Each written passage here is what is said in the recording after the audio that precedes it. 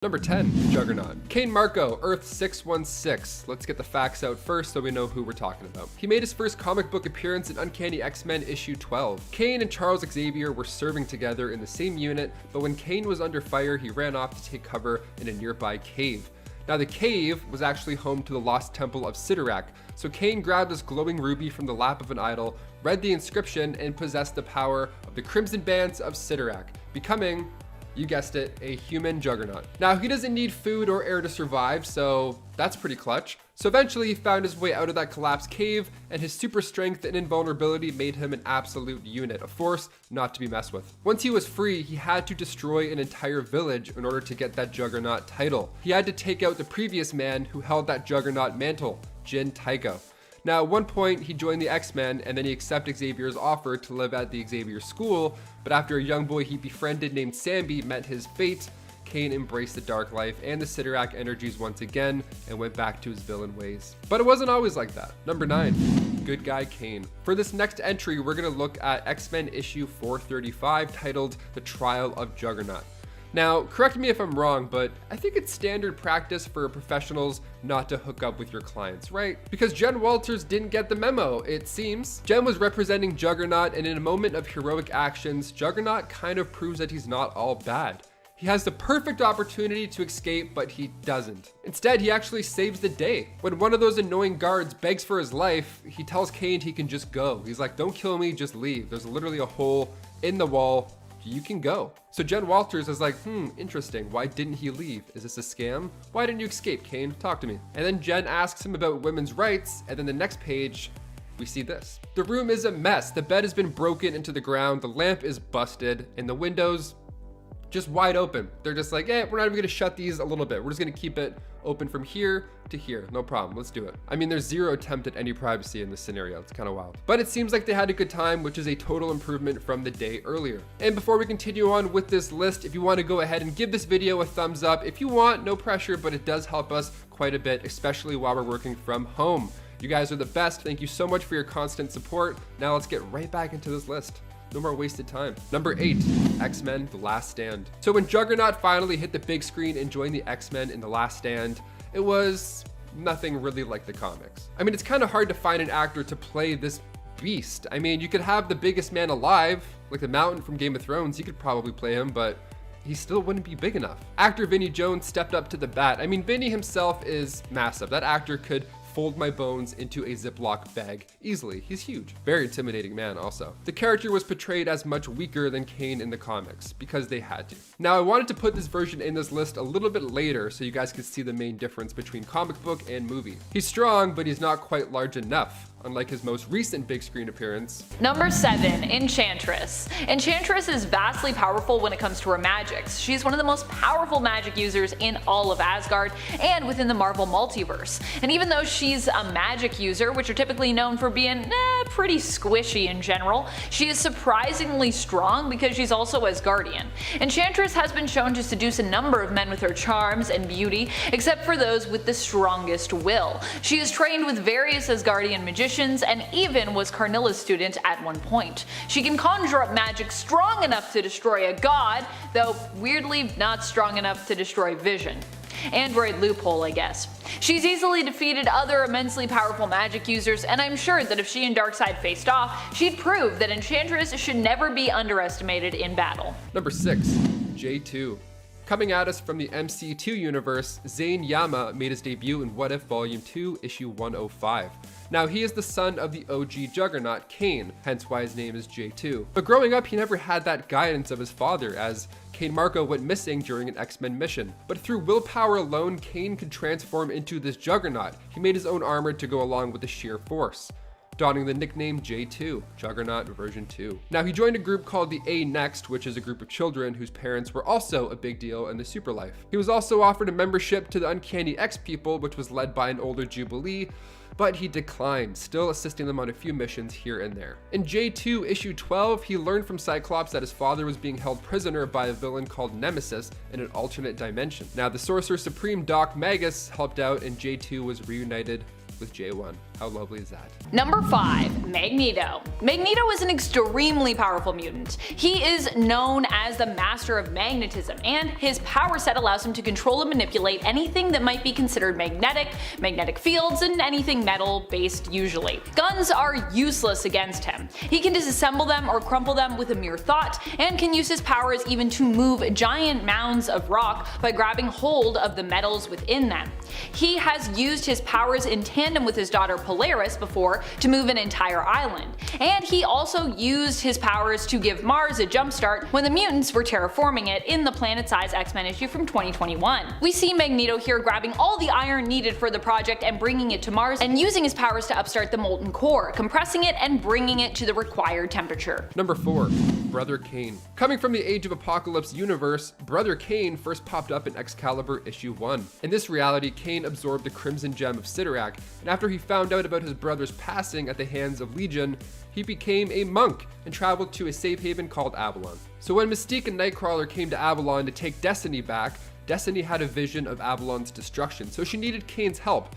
But the thing was, like I said, he was a monk. He made a vow of non-violence. He was struggling so hard with his inner conflict to defend Avalon, but also not break anybody's spine, that the guy had an aneurysm and died on the spot. That's nuts, right? Now there's also another version called Jugger Monk, but that one is an actual ape, not a monk. He's like a monk.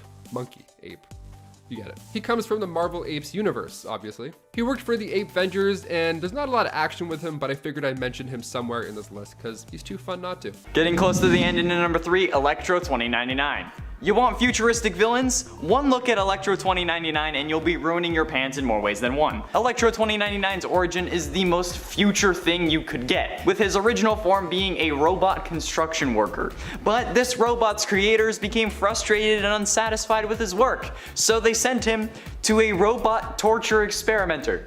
Yeah, this is starting to sound an awful lot like my trigger, and I don't like that. But the torture this android went through, however, broke his obedience chip, and as such, the laws of robotics went out the window. This android then gained sentience and the ability to harness and siphon electrical energy, turning him into the new Electro. He also ended up joining the 2099 version of the Sinister Six. This is absolutely ridiculous to me. Like, why would you send a robot who isn't doing their job properly to be tortured? Why would you just not fix their coding or whatever it is in 2099? This is why AI is a bad idea. I'm telling you. However, he does look badass. Number 2, Ultimate Juggernaut. The Ultimate Universe, Earth 1610, has an Ultimate Juggernaut. Now the first time we see him, it's shocking. He looks even more unstoppable. Maybe it's the abs, maybe it's the new helmet, maybe it's Maybelline. Who knows? He grew up in the same trailer park as Rogue, and he actually referred to himself as trailer trash, funny enough, but little did he know, he was brilliant. The guy was super smart. That wasn't until he was incarcerated by Weapon X and forced to be this living weapon of mass destruction, following the orders of Colonel John Wraith. Now he was part of their strike force that took out the X-Men and also forced them into Weapon X, so it was a pretty bad scenario. He walked tall and mighty until Ultimate X-Men issue 99, where in the middle of a fight he was shot with a poisonous dart through the visor on his helmet, and in his last moments, Kane asked Rogue to touch him and absorb his powers. And finally, number 1, Kirth. This last one comes from the Fear Itself storyline. The Hammer of Kirth was one of the 7 mystical warhammers that the serpent summoned to awaken the worthy. Now the hammer crashed on the raft, and Juggernaut just happened to be in the right place at the right time, and he was in prison. He was in prison and he got this gift of a lifetime. Must be nice. So he quickly turned into Kirth, Breaker of Stone. He attacked a nearby guard, and the shockwave was so large that it practically broke the rest of the prison. Poor guy. He probably didn't feel it. He was just like, and then it was just white. That's it. I mean, look at this explosion. That's massive. That's so much. The guy does not exist anymore. And at the same time, the Hulk became Null, Breaker of Worlds. So if you haven't checked that out, definitely check out the Fear Itself storyline. It's very loud. Number 10, Goblin Queen. I know, I'm actually hurting my own dark heart by putting the great Goblin Queen Madeline Pryor solo on this list, but there are a lot of powerful mutants out there. I'm sorry, Maddie. Madeline Pryor is the mutant clone of Jean Grey, who was created by Mr. Sinister, using a little piece of the Phoenix Force. I don't know how you even get that, but this is Mr. Sinister, so I guess there's nothing he can't get his hands on. He's all about collecting genetic material and I guess bits of fantastical things with which he can manufacture powerful mutants. Granted, for him, Maddie was meant to be simply a means to an end, helping him to get the genetic offspring of Madelyns and Scots, aka Cyclops, whom Maddie did end up marrying. It turned out, however, that Sinister had bitten off more than he could chew with Maddie. Once she learned the truth of her origin, she went kind of insane, and her mutant powers began to manifest. Some don't believe Maddie to be as powerful as Jean, which is why she's ranked lower here, but technically, I believe that she would be at the same level, or at least close to Jean, making her also an Omega level mutant. Maddie also has the added power set of magic, which she has dabbled in before, and through said dabbling gained the title of Goblin Queen. Also, I gotta be honest, I'm mostly putting her at 10 because I know you all like the Goblin Queen with me. So she's a good intro point, even though, yeah, I agree, I think she should be higher up. I think I've put her close to number 1 before on one of these things, so just not her day. She already had her day in the spotlight. Number 9, Vulcan. I know some people might be disappointed that Vulcan is ranked so low on this list, but truly, it's really only because we have such powerhouses ahead of us, like I said. No powerhouse though. Sorry, Franklin. Apparently you don't get to be a mutant anymore. At least not for now. No more Krakoan weekend retreats for you. But anyways, back to Vulcan. Vulcan's power set is all about energy manipulation. Despite being the youngest Summer's brother, he also happens to be the most powerful. Where Cyclops is a good guy and Havoc is often a confused guy, Vulcan is often an evil guy, though he hasn't always been evil. It does seem that there is something villainous deeply embedded within him though that just comes out. It is unknown if there are even limits when it comes to how much energy Vulcan can manipulate, harness, and or absorb. Number 8. Exodus. Exodus is Bennett du Paris. Initially living in the 12th century, he ended up becoming an ally to Apocalypse, who also manipulated Exodus, making him likely more powerful than he would have ever been without said tampering. Exodus is considered to be immortal, and can also heal and resurrect others, and heal and regenerate parts of himself. He is also an immensely powerful psionic mutant. He can feed off the life force energy of others, is a powerful empath, telepath, and telekinetic. Not only that, but he is insanely durable, basically being impossible to kill or destroy, and can teleport. While we don't talk much about him, Bennett is pretty powerful and scary, hence why he has a seat on the Quiet Council of Krakoa. Here in that seat. Number 7. Mephisto. In a list of villains too powerful for the MCU, clearly Mephisto is on that list. We thought he was going to be the one pulling the strings in WandaVision, but as the catchy theme song revealed, it was Agatha Harkness all along. Mephisto made his first full appearance in Silver Surfer issue 3, and he's been making deals with everybody since. Like when Spider-Man revealed his identity in the Civil War storyline, that led to a bullet striking Aunt May, so he offers Peter a deal while Aunt May is dying in the hospital. The world will forget Peter Parker is truly Spider-Man, but in turn Mephisto gets his marriage. It's kind of like Shrek 4, but way more fun. And this movie's probably gonna make way more money than Shrek 4. I mean, maybe, hopefully, I hope. You don't even need to be a superhero to have an eventful night with Mephisto either. Like in Journey into Mystery issue 627, he would show up to a random pub and he tells the bartender a story, and if you listen to his tale, he'll give you a nice fat tip. But if you slip up, things can get pretty ugly. Next time you get that really annoying regular at your bar, just think, it could literally be the devil and be a lot worse. Consider yourself lucky. Number 6. Tarn the Uncaring. Tarn is one of the Iraqi mutants who is kind of like the Arakko version of Mr. Sinister, except that Tarn is an Omega level mutant who also has magic based powers as well. Tarn's powers are mainly psionic in nature, granting him the ability to read minds while also causing pain to his target. Actually hurts when he reads your mind. Tarn is also a very strong telekinetic. Like Mr. Sinister, he is obsessed with evolution and genes, and is capable of altering the genetic makeup of other mutants. In fact, I think he does this with like magic. And I think it's actually part of his power set too, so it's not just a passion. The Locust Vile are what Tarn calls his loyal servants. These are Iraqi mutants that Tarn basically experimented on. While most don't survive his experimentation process, the ones who do have become loyal to him and basically see Tarn as their god. Tarn also has the ability to teleport, so yeah, he's just scary OP. He's just a person that I'm like, wow, I love that this is the Hellions, like one of their villains. And they're a mess, but it's like, here, take Tarn. He's crazy. He's crazy powerful.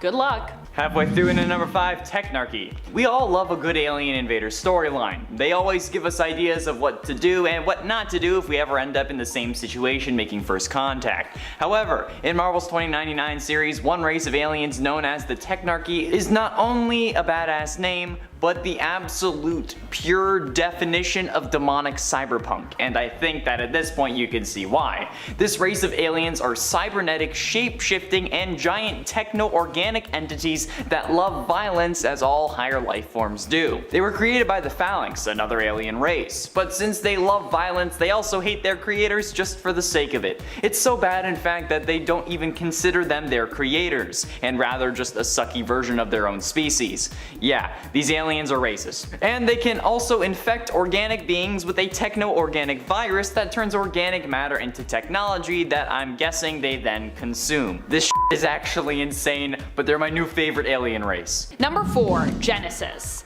Genesis isn't exactly a villain just yet, but she was an antagonist during the Ten of Swords event, so based on what we've seen, I think we can kind of count her as one. Also, basically most of the Iraqi mutants can be considered more on the villainous side of things. They initially opposed Krakoa and also generally are a lot more deadly and violent in nature. They are a nation who is kind of all about war, or at least has been for centuries. Genesis herself was the ruler of Akara, ruling alongside her husband Apocalypse back when he was there with her, before he left and before Akara basically split into 2 separate islands, Krakoa and Arakko. Genesis remained on Arakko while Apocalypse headed to Earth, hoping to rally a new mutant society to bring back Arakko, which would help fight against the invading Amenthi demons. Genesis ended up becoming the new Annihilation, the leader of the Amenthi army, joining the demons with her own people, the Iraqi. Apocalypse fought against his wife in the Ten of Swords event and defeated her, freeing her from the possession of the Golden Helm of Annihilation. Genesis's mutant powers allow her to manipulate and control plant life. She is also an extremely strong and skilled fighter, and like Apocalypse and her sister Iska, has an extremely prolonged lifespan. Number 3, Professor X. Yeah, next on our list we're checking out What If Volume 2, Issue 13, when Professor X becomes the Juggernaut. Yeah, what a combo, right? So in this Earth 905, we find Charles as the one who became the Juggernaut, and it's super fun. See, Charles couldn't bring the X-Men together until he got out of that collapsed cave, but by that point it was too easy to recruit, being that powerful. He had 2 superpowers, you can't stop this guy. He easily defeated Magneto, and the other members of the Brotherhood of Evil's mutants ended up joining the good side as well. He's so badass. I mean, he straight up threatened Spider-Man by telling him to stay out of mutant affairs, but he doesn't call him Spider-Man, he calls him Peter Parker in his head. He threatens him in his head, and he says that his aunt will be told of his secret. Now, as far as threats go, not too bad. That's intimidating in here and out there. I don't want to fight him, and I don't want him to communicate in here. That's just a double no. You literally can't say no in this sense. And then near the end of the issue, when we see Charles fully embracing the large life, yelling about how nobody disobeys the Juggernaut, it's so frightening. We're seeing him mid-sprint. You don't want to be in the way of this guy. Number 2, Iska the Unbeaten. Iska is another mutant from Arakko. So many of them are so powerful, Iska included. Iska's mutant power makes her pretty much undefeatable. She can never lose. That's her mutant power. Yep. However, that also seems to mean if she is on the losing side of a battle, she is forced to flip sides, whether or not she truly wants to. Iska, I think, has one of the coolest mutant powers we've seen in a while. It's so creative, yet so simple and brilliant. Like other mutants who were meeting Iska for the first time, I was also obsessed with the idea of her power set. Iska being unable to lose means in theory she could beat almost anyone, or I suppose would have to refuse or evade fighting them somehow were she to potentially lose. Which is also an interesting element to her power set that I'd love to see explored more in the comics. In the Ten of Swords tournament, the first battle was between Betsy Braddock, aka Captain Britain, and Iska, and Betsy was quickly defeated. That is how powerful Iska is. Poor Betsy, strong as she might be, didn't seem to stand a chance. And I love how going into that battle she was like, I don't know how this is gonna go. Probably not great for me. Number 1, Monarch. I feel like we are always sleeping on Jamie Braddock somewhat on these lists and on this channel, so I thought it only appropriate that we make sure he's higher Europe this time around because he is really cool. Especially as Franklin Richards is no longer currently classified as a mutant in the comics. Franklin, aka Powerhouse, was considered to be one of the most powerful mutants around and was also known for his reality warping powers. Though both these characters have the ability to reality warp, each power set is basically based in a different type of reality warping. Like, there's a different basis to it, if that makes sense.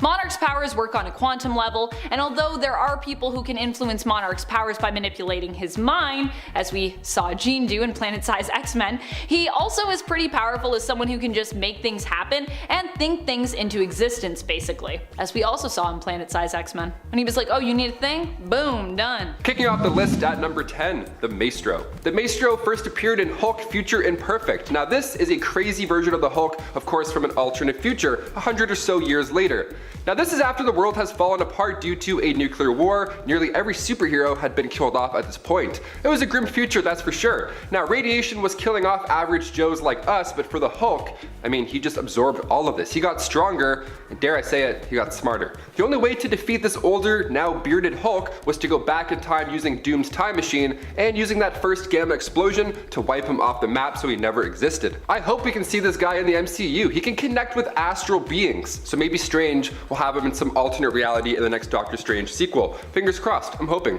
In at 9, Gore. Gore, also known as Gore the God Butcher, was born on a planet with no name. Almost every day was spent starving with no food. He was taught to trust in the gods, but they never answered his prayers. At an early age, his mother and father died, leaving Gore to fend for himself, which sucks even if you aren't on the brink of starvation.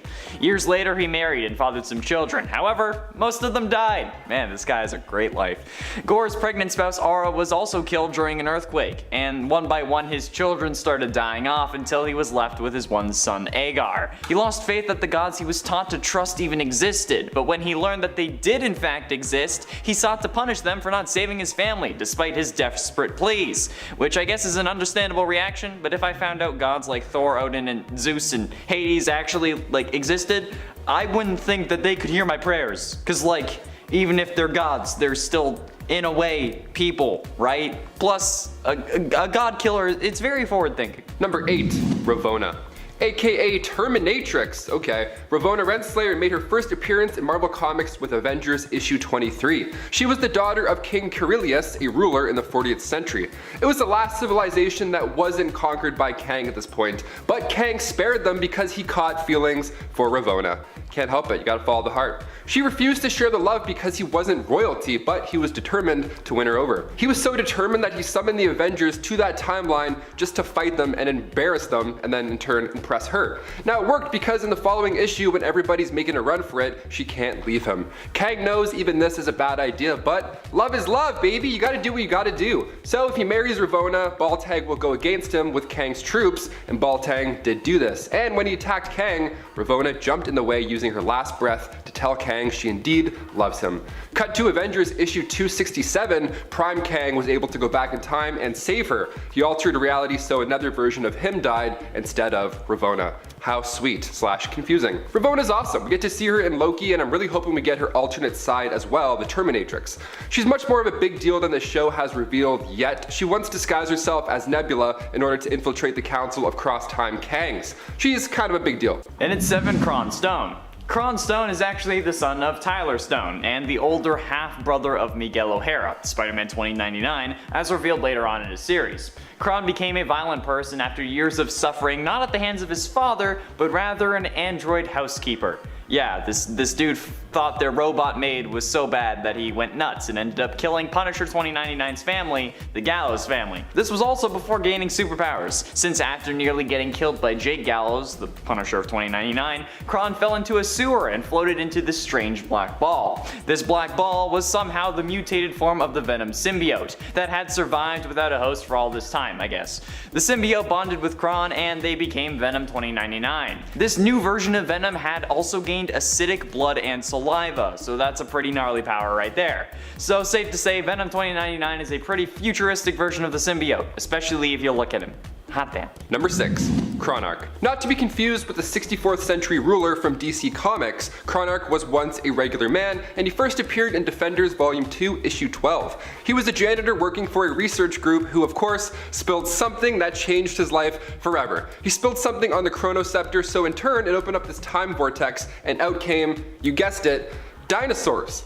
Yeah, dinosaurs that he could control. So yeah, I had to include this villain. This guy is nuts. The Kronark then made a cool suit of armor, of course, to fit the whole theme. And then he set up a camp in an abandoned theme park and ran operations until the Defenders showed up to save the day. Now, I'm upset here because the Defenders sent the dinosaurs back to their time, their doomed timeline, which we all know, instead of just opening a Jurassic Park.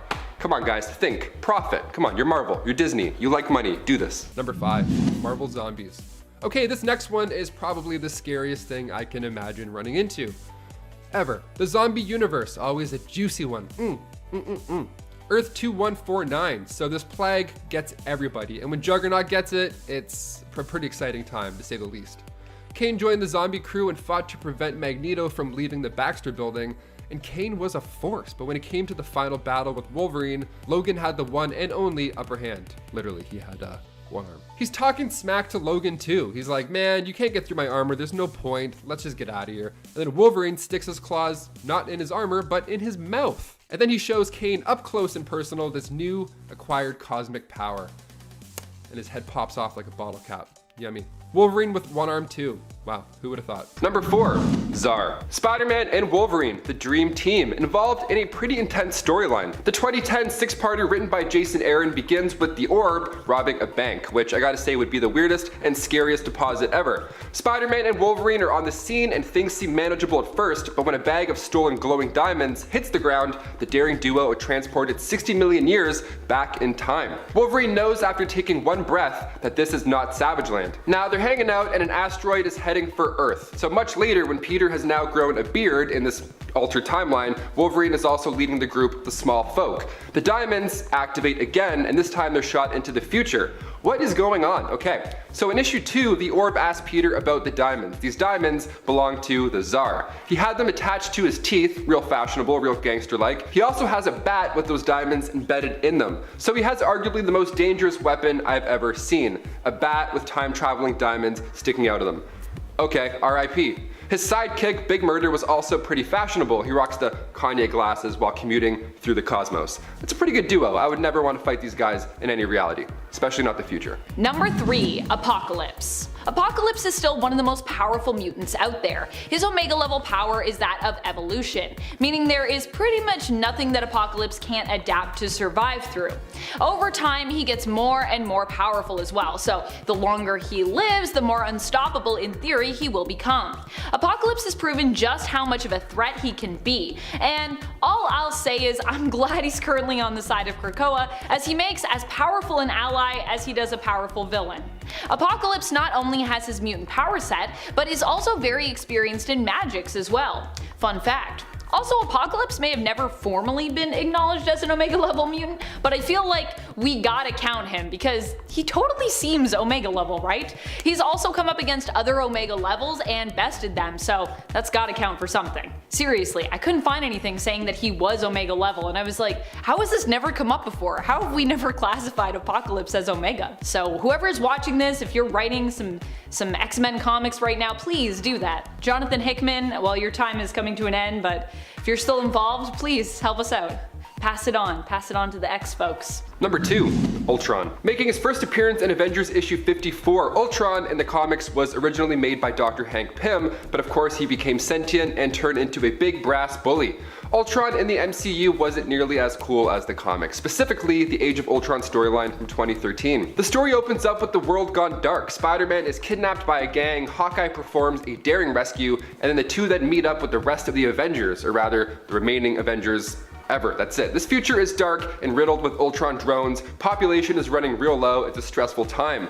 Ultron is ahead of the game here. Literally, he uses vision as a conduit to communicate with the past. He resides in the future comfortably and remains a ruler. This is one of my all-time favorite comics. The team goes back in time to talk to Pym, but Logan has other messy intentions. It's a ride, you must check it out. Finally, in at number 1, Kang the Conqueror. You knew it was gonna happen. Nathaniel Richards was born in the 30th century of Earth 6311, a reality where humanity never went into the Dark Ages. After centuries of advancement in warfare, peace was brought to the land by a time traveler from Earth 616 named Nathaniel Richards. Because Richards brought peace to this war-torn future, he was known as a legend. The Nathaniel Richards born to this reality, though, is said to be a distant descendant of Reed Richards, although other records also indicate that he may be a descendant of the Latvian monarch known as Dr. Doom.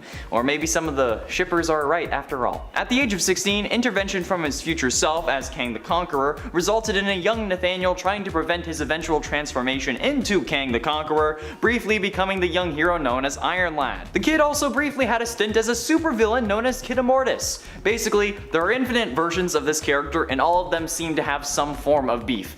This is supposed to be the next main villain of the MCU apparently, and hot damn, is this about to get crazy, as I'm sure you can already tell.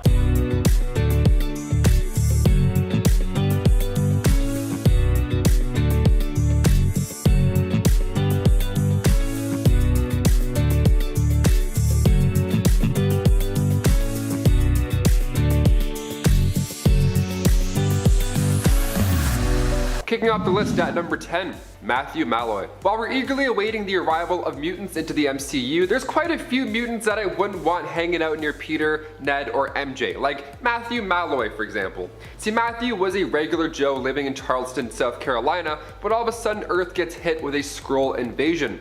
Gotta love Mondays in the Marvel Universe. Sick. Things escalate when his wife Jules is vaporized by a blast from said Skrull ship, and his home was also just toast. Just a complete tragedy from the start. Now, one depressing, dark, lonely year later, he sees his late wife's sister, and they finally catch up. And it's hard for Matthew, of course, to talk about this stuff. This is still just a year ago, so it's all very fresh. So he's feeling it, and that's when his mutant powers decided to manifest. He erupted with energy, sadly also ending the life of Jules' sister. Not looking good so far. And then while he's standing there in shock, Maria Hill's hologram shows up out of a drone and she's like, "Are you okay? Are you a mutant? What are your powers? What's going on? Do you have Geico?" He's a little stressed out on what's happening, so he freaks out a little more. So she sends in a strike team, and this just caused him to release even more energy and take even more lives. S.H.I.E.L.D. ended up sending in an airstrike, and that ended the lives of Cyclops, Magic, and Matthew, but those powers were better than we thought, because Matthew came back to life. Immortality for the win. Next, he teleported to the Jean Grey school, where he then took the life of Emma Frost. Now, Tempest at this point decided the only way to take care of this beyond Omega level threat was to go back in time and make sure his parents never meet. Then we can avoid having this supervillain from exploding over and over again. There's a link there, page 10. Mutants are cool and all, but this is evidence of how a regular guy can be riddled with tragedy in the Marvel Universe. Imagine if Zemo got these powers, Civil War would be over in like 22 minutes. Number 9. Vulcan. Vulcan has a great darkness that seems to be permanently lurking within him, which generally leads to him going berserk when it comes to how he approaches attacking, or more specifically, decimating, usually, his enemies. Vulcan is known as Gabriel Summers, the youngest Summers brother of the three. In the past, he has also been known as the Emperor of the warrior race known as the Shi'ar, and is an Omega level mutant. When it comes to energy manipulation and generation, he's probably the most powerful of the three brothers, just based on his sheer power levels alone. Vulcan even went toe to toe with one of the most powerful characters in Marvel, Adam Warlock, who at the time had joined up with the Guardians of the Galaxy, and yeah, Vulcan kicked his butt pretty effortlessly, looking super evil all the while, by the way. And friends, before we move on to this next spot, just a quick reminder, if you love lists like this and you want to see us pit, I don't know, maybe even more Marvel villains against Darkseid, although yeah, Darkseid is pretty powerful. Please be sure to let us know by giving this video a thumbs up and commenting below. Number 8. Dr. Doom. Dr. Doom definitely has the prowess to defeat Darkseid. While he might not be powerful enough, initially to defeat Darkseid. Doom is well known for his determination and for going to great lengths to achieve things that most would tell him were basically not possible. He's kind of like the person that also comes in the Marvel Universe to solve problems that seem otherwise unsolvable, even when we have like all of the geniuses on it. He has masterful plans, and I believe that if Doom had to go up against Darkseid, he would find the power that he needed to defeat Darkseid. We've seen him take power from plenty of insanely powerful people in comics and video games before, like Kilgrave, Odin, the Beyonders, Scarlet Witch, and Molecule Man. I'm just saying, people are definitely going to be like, yeah, but Dr. Doom isn't already at that power level, and I'm going to be like, yeah, well, Dr. Doom's great, so he wins, that's it. It's all coming up Doom, baby. Number 7, Legion. Legion is really powerful overall as a mutant, especially considering his power sets are pretty much endless. He is considered Omega level due to his power manifestation abilities for this reason. Legion is David Haller, the son of Professor Charles Xavier and Gabrielle Haller. David is often depicted as living with a severe dissociative identity disorder, having over 100 personalities residing within him, each with their own power set. Because of this, Legion is often considered a big wild card when it comes to his alignment. He is very chaotic, but more often has been considered a villain as opposed to a hero. Although right now, I would say he's more on the hero side, but of course, most mutants seem to be these days because Krakoa's a thing, so everyone gets to be a hero. Yay! Still, there are villains lurking in the shadows. Number 6, Genesis/Annihilation. Genesis is the wife of Apocalypse, and as such will be his stand-in for this list. While there are some who compare the all-powerful might of Darkseid and Apocalypse to one another, also, I mean, they look pretty similar just in terms of character design, there is a character even more powerful than Apocalypse who I believe, based on the comparison of DC and Marvel's characters, could pose an even greater threat to the new god. That, of course, is Genesis. We met Genesis and came to know her as a foe over the course of the Ten of Swords event during the Otherworld tournament. She was one of the chosen champions of Iraqi who fought in that tournament. Genesis received a power-up as the avatar for the Elder God of Amenth, known at the time as Annihilation. But even without her mask and without that title, Genesis was still shown to be an Omega-level mutant more powerful than her husband. So if we're comparing Darkseid to Apocalypse, I think Genesis is, I'm just saying, I think she might be more powerful. Number 5, Gore. It's all in the name for Gore. Darkseid is known as a new god, and Gore is the god butcher, so I think you can imagine how this might go down. Gore fights wielding the all-black Necrosword, a symbiote and weapon created by Null. Gore can use this weapon to devour his enemies from the inside out, basically. It's pretty gross. This kind of inside out attack with the all black has been shown before to be powerful enough for him to defeat even an immortal Asgardian hero like Thor, and fairly easily too. What's more, the all black that Gore wields is also powerful enough to slice through the sun and the moon as well. Now that is one sharp and deadly blade. When armed with the all black, Gore also becomes virtually immortal, as though he weren't resilient and strong enough on his own. Even if you kill him through the all black, he can basically return, making him indestructible and pretty much undefeatable. How can you defeat someone if you can't actually get rid of them, you know what I mean? I don't know. Number 4, Galactus. I mean, let's just talk about the sheer size of Galactus to begin with, and already we're making a pretty good case for him taking the fight, in my opinion.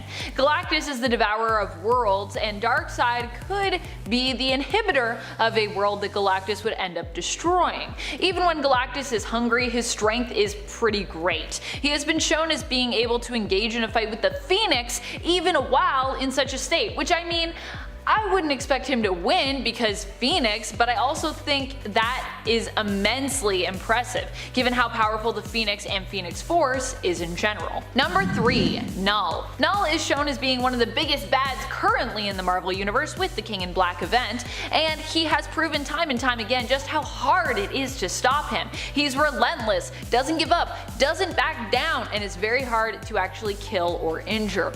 Like Darkseid, he also likes to raise worlds, but he has symbiotic dragons and is known for being one of the galaxy's oldest evils. Null is basically darkness incarnate, so while I believe that watching a fight between these two would be very exciting and interesting to read, in the end I would personally be betting on Null to come out victorious. Number 2. Dark Phoenix. Obviously, Dark Phoenix is one of the most powerful villains we've ever seen in the Marvel Universe, and as destroyed entire worlds and could reshape all of reality if they wanted to, especially when we're talking about the powerful marriage of the Phoenix Force and its often most desired perfect host, Jean Grey. When Jean goes dark, you definitely want to watch out. And even Darkseid should be shaken in his boots if that version of Phoenix and Jean comes a-knockin'.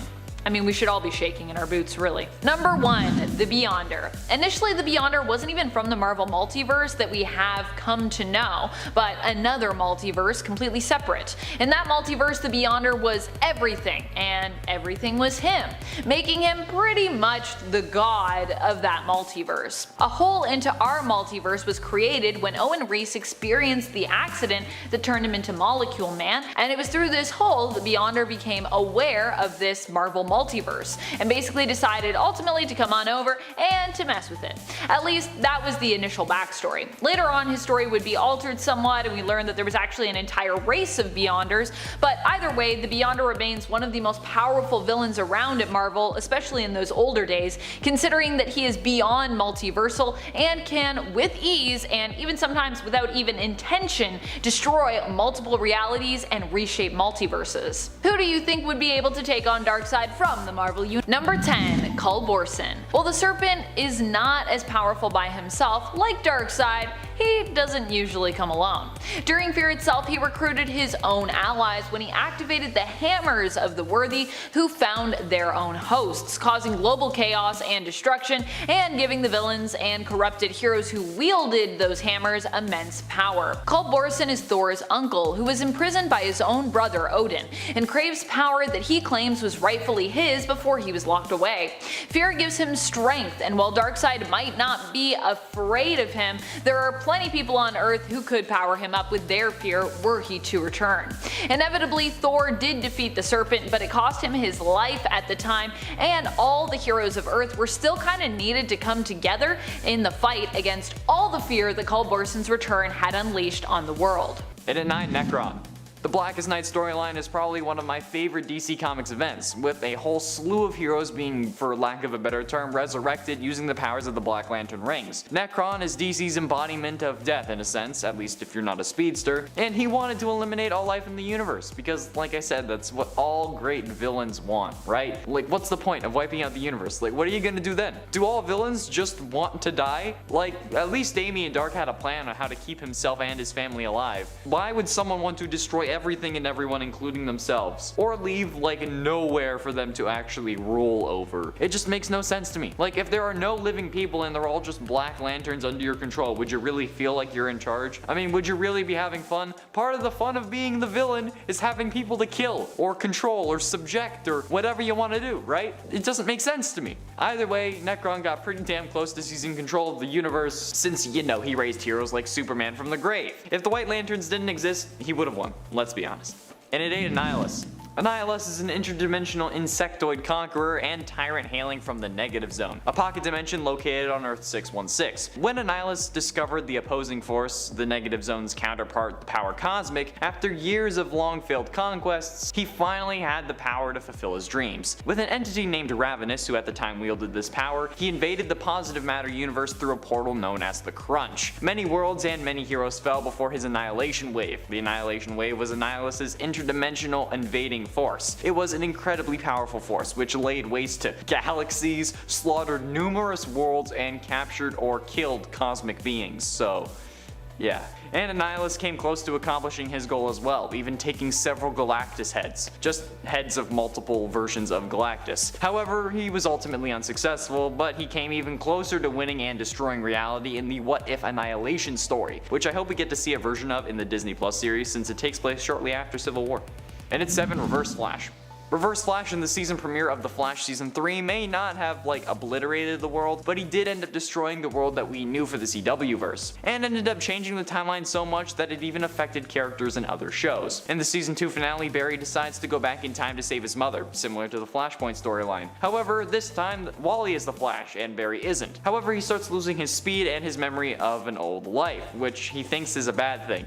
Bro, I would give anything to forget my trauma, are you joking? Sorry for me not understanding why you don't want to remember your parents dying, but okay. So he lets Reverse Flash go so that he can set the timeline back. However, unlike in the animated movie, Barry doesn't get stopped in the time stream. Instead, he waits until it's all played out and then boom, kills her after he was originally supposed to, creating a whole new timeline, somehow. Where Joe and Iris don't talk, Cisco's brother is dead, and John Diggle has a son named John Diggle Jr. instead of his daughter Sarah, who he had named after Sarah Lance when she died in Arrow Season 3. So he destroyed the Arrowverse timeline we knew, and that's why he's only at number 7. It's very rare for someone to actually destroy the world, because, what else would there be?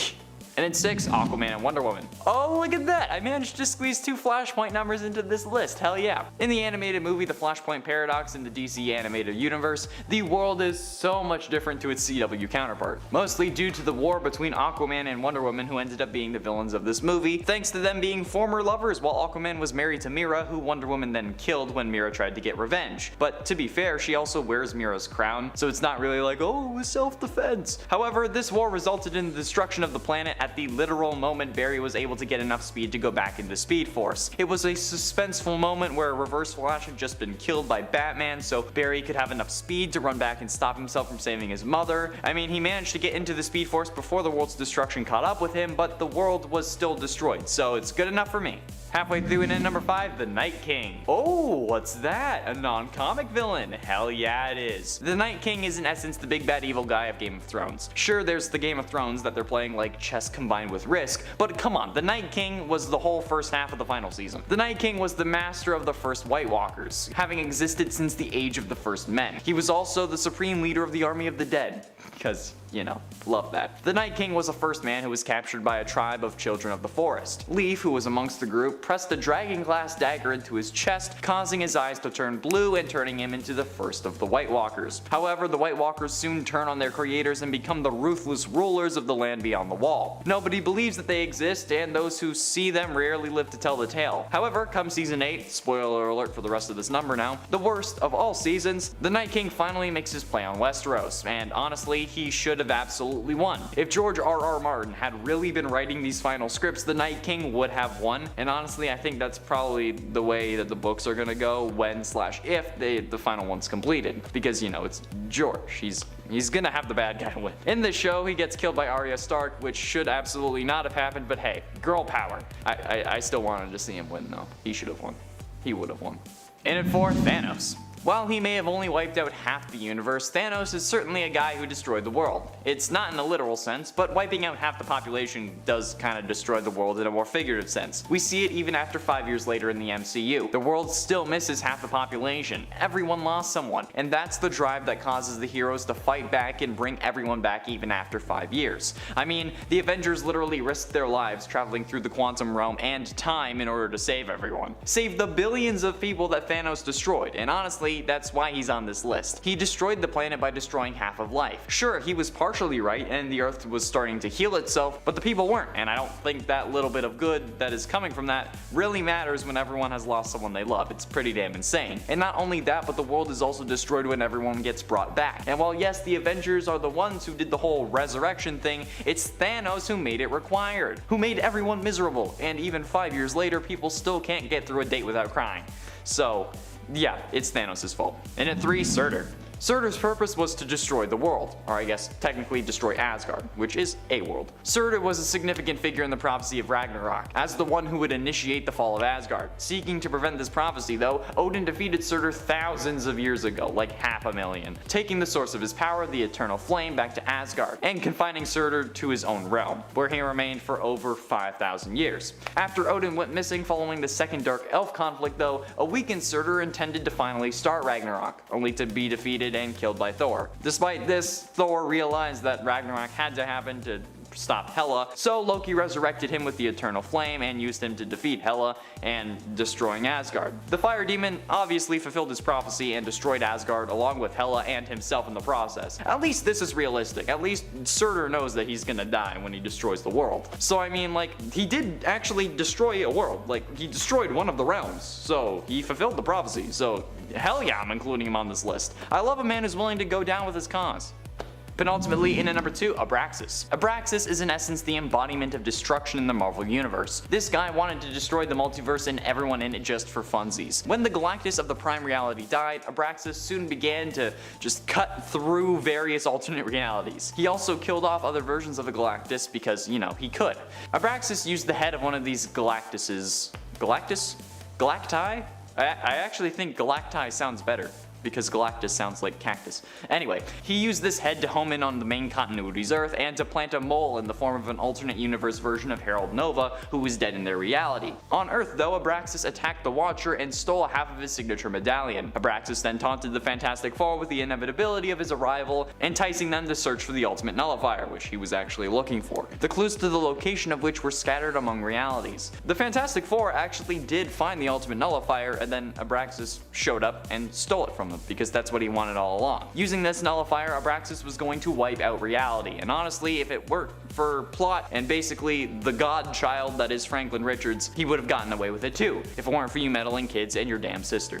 Finally, in at number 1, the Ante Monitor. The Ante Monitor is probably the most successful villain on this list, and maybe ever when it comes to destroying the world. The Ante Monitor ended up destroying all worlds pretty much. The purpose of the Crisis on Infinite Earths event that the Ante Monitor was created for was to get rid of the DC multiverse in the comics, and squeeze everyone down to one world. And the purpose remained largely the same for the CW crossover of the same name, even if it was also to kill off Oliver Queen. But the Ante Monitor, while not successful in his goal of replacing that universe with the Antimatter universe, did destroy basically infinite Earths. Like, if we think about it, there are infinite Earths in that multiverse, meaning that the Ante Monitor somehow destroyed infinity, which is frickin' nuts. In the CW crossover, he literally destroyed every single Earth, including Earth 1. So this guy, or alien, or whatever they are, ended up actually destroying infinity. Like, what does that even mean? Can we even quantify that? It should be impossible. Technically, there also should be Earths that the Ante Monitor can't touch, because if there's one Earth that the antimatter wave hits, technically, going off the many worlds theory, there should be another Earth where the antimatter wave doesn't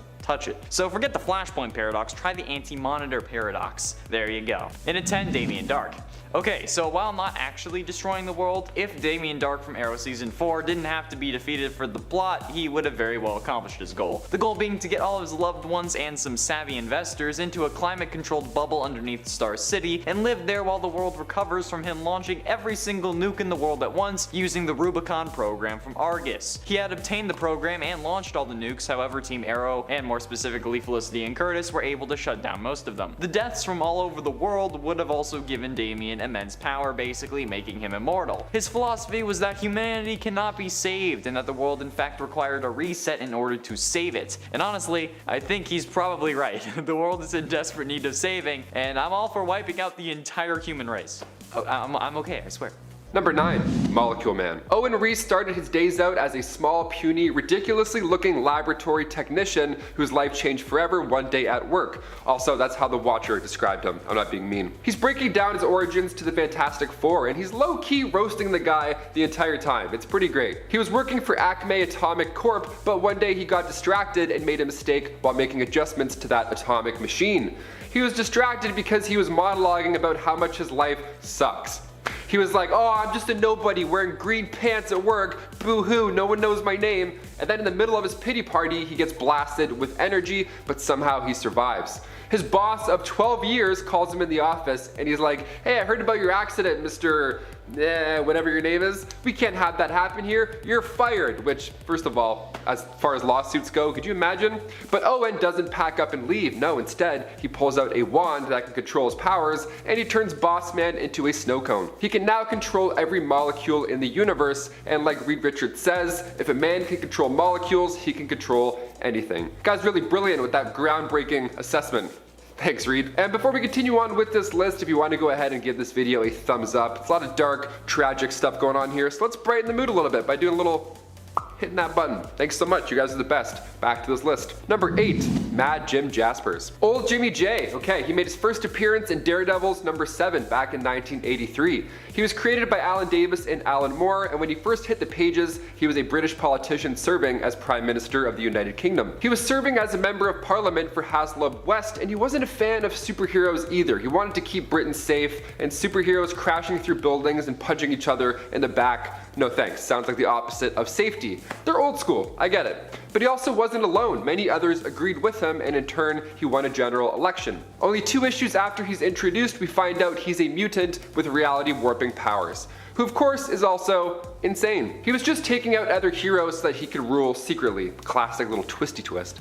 He created and used this machine called the Fury, which hunted down superhumans. Meanwhile, he would be off committing crimes with his Alice in Wonderland themed gang. I know Disney loves crossovers, but I think this would be a little too weird. Number 7, Deadpool 2. Deadpool broke box office records when it came to R-rated movie premieres, and Deadpool 2 followed suit. It brought in lots of dough. And we're pretty excited for Marvel Studios to have their take on Wade, but in one of my favorite parts of his time at Fox was the inclusion of Juggernaut in Deadpool 2. And this time around, he was much bigger and badder. Now, fun fact about this character, Ryan Reynolds actually provided motion capture and voice work for this version of Juggernaut. It was during production when they wanted to keep everything under, tight wraps, but it ended up working so well that Ryan now has another credit in the Fox universe. Number 6, Vulcan. The younger brother of both Cyclops and Havoc, Gabriel Summers made his first appearance in X-Men Deadly Genesis. Before Catherine Summers even had a chance to give birth to the 3rd child, he was transferred into an incubation accelerator, so he grew up real quick. After this, he was sent to Earth to work for Eric the Red, but luckily he didn't stick around to let that happen too long.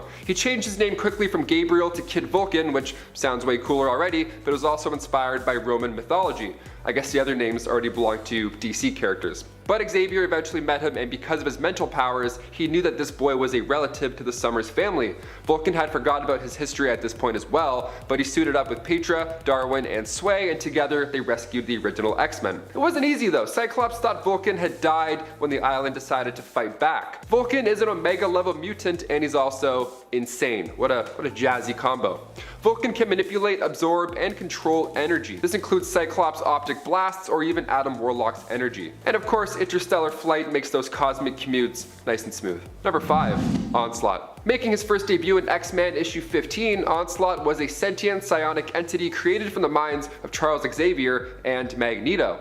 So when the X-Men were fighting the Acolytes, Wolverine hit Magneto, and then in turn Magneto ripped the adamantium from his bones, which I've mentioned on other lists before because that's one of the more painful encounters I've ever seen in comic books. His healing factor then had to work overtime, and Xavier at this point decided it would be the right move to just shut Magneto's mind down, so then he made him catatonic. But during this exact moment, all of Magneto's lust for hate and violence leaked into Charles' subconscious, creating this new personality, Onslaught. Onslaught is quite lucky, because now he gets to tap into the psychic resources of the astral plane where he can manipulate matter and energy. I mean, let's get X-Men into the MCU first, and then we'll start talking about evil mashups and swaps. Number 4, Mojo. Making his first debut in Longshot issue 3, Mojo is known for using Earth as forms of TV entertainment for the universe. Just like the team over here at Top 10 Nerd, the more views he gets for this interdimensional TV show, the more powerful he gets as well. So if you didn't hit that like button, now you really have to. So in the 1992 issue titled Mojo's Media Madness, he had this wild storyline where Mojo gets Rogue, Cyclops, Beast, and Wolverine, and they all think that they're characters from The Wizard of Oz. It sounds fun, but for the MCU this would be way too stupid, dare I say. The comic is crazy enough. I mean, we see his madness really unfold in X-Men issue 10. Mojo is a unique villain. He's part of a race called the Spineless Beings, and they're from a planet named after him called Mojo World inside of a pocket dimension called Mojoverse. It's just all about him, eh? Wow. So this race of spineless beings were also slowly going crazy over time because TV signals from other space-time continuums like ours were scattered into their timelines. He's a powerful sorcerer. We're not exactly sure just how far his magic can go. We'll stick to watching these guys on our TV rather than having them sucked into a interdimensional Netflix, you know?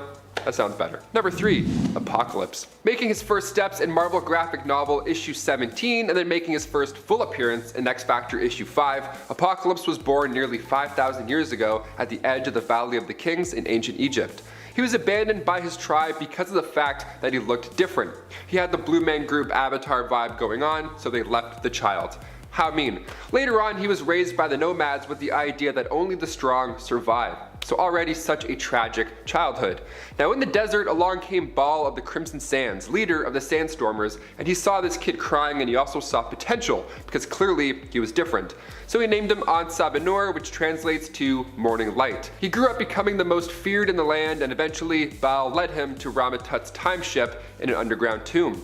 Now Baal didn't survive this cave expedition, but Nur was now determined to be anything but an abused worker. Now he wanted revenge on Rama-Tut, the pharaoh ruler. And after being thrown into a pit of snakes, Nur grew in size and strength, easily defeating all the guards before finally declaring himself Apocalypse. We had this guy already in the Foxverse, but it didn't feel too great. I think we should let that wound heal a bit before bringing him into the MCU with the X-Men. Maybe like 8 years, and then we'll talk. Number 2, MODOK. Making its first appearance in Tales of Suspense issue 93, MODOK was created by Dr. George Tarleton. He had worked with the team recently to create the Cosmic Cube, but the scientist supreme, Lyle Getz, figured the next logical step was figuring out a way to understand the powers inside said cube. We see this happen a little bit in the MCU. So enter Project MODOK, yes, spelled with a C at the end instead of a K. That's important, you gotta remember that. MODOK stood for Mental Organism Designed Only for Computing. It sounds like a high-tech series, sounds perfect. What a great way to analyze and probe this cosmic cube. So they grabbed that scientist George that I mentioned and altered him into this big-headed supercomputer. That's when things start to go south, obviously. With a brain too big for his body, they had to give him a hover chair, which is referred to as the Doomsday Chair. Already this is downhill. This scientist did not know that with great power comes great responsibility, so it wasn't long before MODOK overtook his masters, changed that last letter from a C to a K, making his new, more suitable name for the list, MODOK, Mental Organism Designed Only for Killing. He's the big bad in the new Avengers game that's not too good, but it's still worth a play, and yes, he's as crazy as it sounds. And finally, number 1, Galactus. Wielder of the power cosmic, this one has to eat planets in order to survive. Yummy.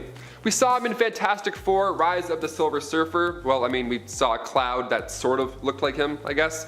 Galactus, the Devourer of Worlds. Let's talk about him. The Great Destroyer made his first appearance in Fantastic Four issue 48. He's the sole survivor of the 6th incarnation of the multiverse. But originally he was a humanoid named Galan, born on a previous version of Earth called Planet Ta. It was a paradise whose civilization was much more advanced than any other in the universe at the time, which sounds quite lovely. But when the cosmos were soon ending the embodiment of the 6th infinity, the sentience of the multiverse approached Galan and merged with him. So now Galactus resides in the 7th iteration of his universe, which is home to our Earth 616. He's extremely powerful. He once ate all the Infinity Stones, so maybe we'll just keep them hidden in case he's off his desk for now, just to be safe.